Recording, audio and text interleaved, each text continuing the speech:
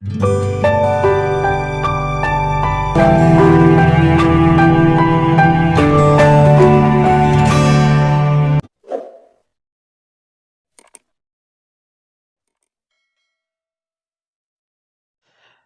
teman-teman sekalian, berjumpa kembali dengan saya Arif Kule di channel TV Laskar Kristus ini. Ini channelnya kita bersama, mari tetap dukung dan cara subscribe, like, dan komen. Serta share video-video daripada channel ini. Teman-teman sekalian, pada kesempatan kali ini kita akan membahas tentang kejadian di tanggal 25 Desember kemarin. Di mana ada orang-orang Kristen yang berbagi kasih teman-teman sekalian ya. Jadi menolong sesama itu sudah memang ajaran yang turun-temurun dan wajib dilakukan oleh orang-orang Kristen karena ajaran kekristenan itu adalah ajaran kasih yang mengasihi Tuhan Allah dan juga mengasihi sesama manusia. Ini hukum yang tidak bisa ditolak oleh siapapun. Tetapi teman-teman, kita melihat bahwa ada banyak orang yang justru menolak kasih itu. Ada banyak orang yang demo, yang bertindak anarkis karena melihat orang yang berbuat kasih karena tidak sama agama dengan mereka, tidak satu iman dengan mereka. Sangat kasihan teman-teman sekalian ya. Mari kita melihat kejadian ini dan kita nantinya akan memberikan komentar kita seperti biasanya. Namun sebelumnya mari kita menonton videonya terlebih dahulu agar kita mengerti apa yang menjadi persoalannya teman-teman sekalian. Mari kita melihat video yang ada berikut ini. Selamat malam semuanya, saya pemilik akun Instagram Raima Incas yang telah membagikan video kericuhan yang beredar pada saat ini di media sosial. Saya ingin mengklarifikasi dan menegaskan bahwa sebelumnya keluarga kami ini adalah warga Pasuruan Kota yang menjadi korban intimidasi pada kerusuhan yang terjadi di Desa Wonorejo, Kecamatan Lumbang. Awal mula kejadian tersebut, kami dan teman kami yang adalah warga Desa Wonorejo, Kecamatan Lumbang, yang bernama Saudari Susan, ingin berbagi kasih berupa bingkisan untuk teman-teman kami dan anak-anak kecil yang kami kenal.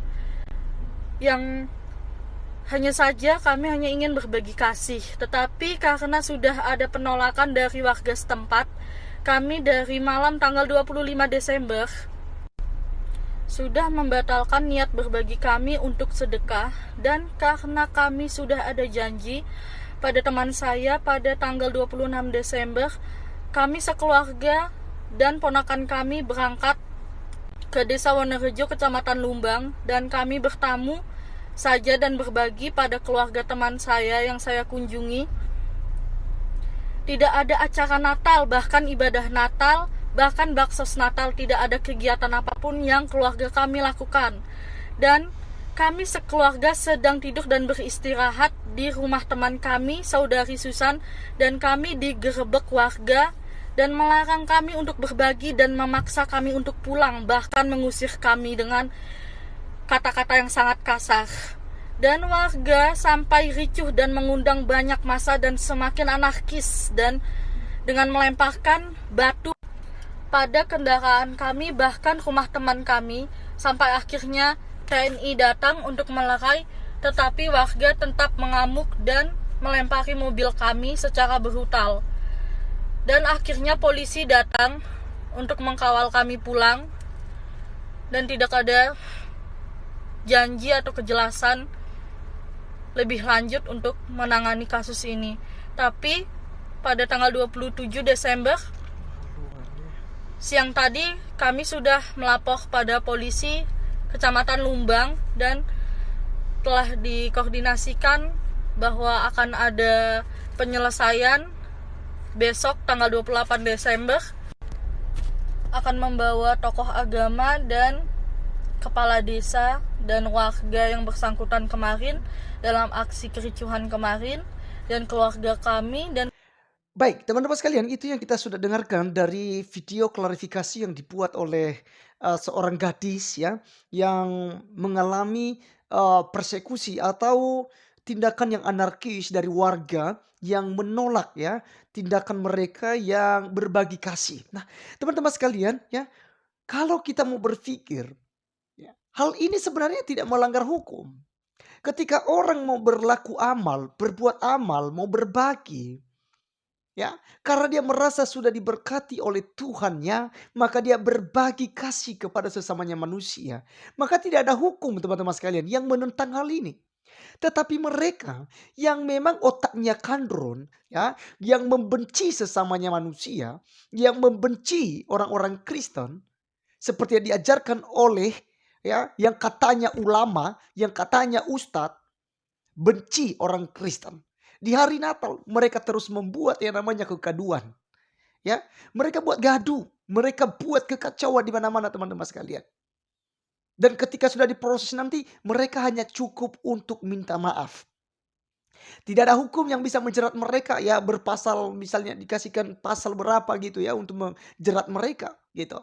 Sehingga mereka merajalela dengan itu. Teman-teman kita melihat dari keterangan seorang gadis yang menjadi korban ya bersama dengan keluarganya dan rumah temannya gitu ya. Yang dikebuk yang apa namanya itu digrebek oleh warga. Teman-teman sekalian, inilah pekerjaan setan. Oleh karenanya mari kita beragama menciptakan damai, bukan menciptakan keributan. Bukan membuat yang namanya kekacauan di NKRI ini. Buktikanlah bahwa saudara itu punya agama, buktikanlah bahwa saudara itu orang beriman kepada Tuhanmu. Jangan buat hal-hal yang tidak berdasarkan agama, gitu ya. Teman-teman sekalian, inilah perbedaan kita ya antara mereka ya dengan orang Kristen. Orang Kristen selalu menghargai perbedaan. Orang Kristen selalu menjunjung tinggi nilai kasih. Makanya memberikan. Karena bukan kita yang bukan perintah manusia untuk mengasihi, untuk berbagi, menolong. Bukan perintah manusia teman-teman sekalian. Tapi itu perintah Tuhan. Perintah Tuhan. Mari kita kembali kepada hukum yang diajarkan oleh Tuhan Yesus Kristus. Di dalam Matius 22 ayat 37 sampai 40, saya akan bacakan buat kita teman-teman sekalian. Silakan juga buka di Alkitab saudara ataupun di Alkitab elektronik melalui HP saudara. Firman Tuhan katakan, jawab Yesus kepadanya, kasihilah Tuhan Allahmu dengan segenap hatimu dan dengan segenap jiwamu dan dengan segenap akal budimu. Itulah hukum yang terutama dan yang pertama. Dan hukum yang kedua yang sama dengan itu ialah kasihilah sesamamu manusia seperti dirimu sendiri. Pada kedua hukum inilah tergantung seluruh hukum Taurat dan kitab para nabi. Jadi teman-teman sekalian, omong kosong kalau orang yang mengaku-ngaku beragama di luar sana pakai baju agamis, pakai pakaian yang ya kelihatannya itu orang yang beragama gitu ya, tetapi membenci sesamanya manusia, ya, memusuhi sesamanya manusia. Itu ajaran setan. Karena Tuhan tidak menginginkan demikian. Tuhan mengajarkan, kasihilah Tuhan Allahmu dengan segenap hatimu, dengan segenap jiwamu, segenap akal budimu. Dan juga kasihilah sesamamu manusia seperti dirimu sendiri. Saya dari kecil teman-teman saya selalu diajarkan oleh orang tua.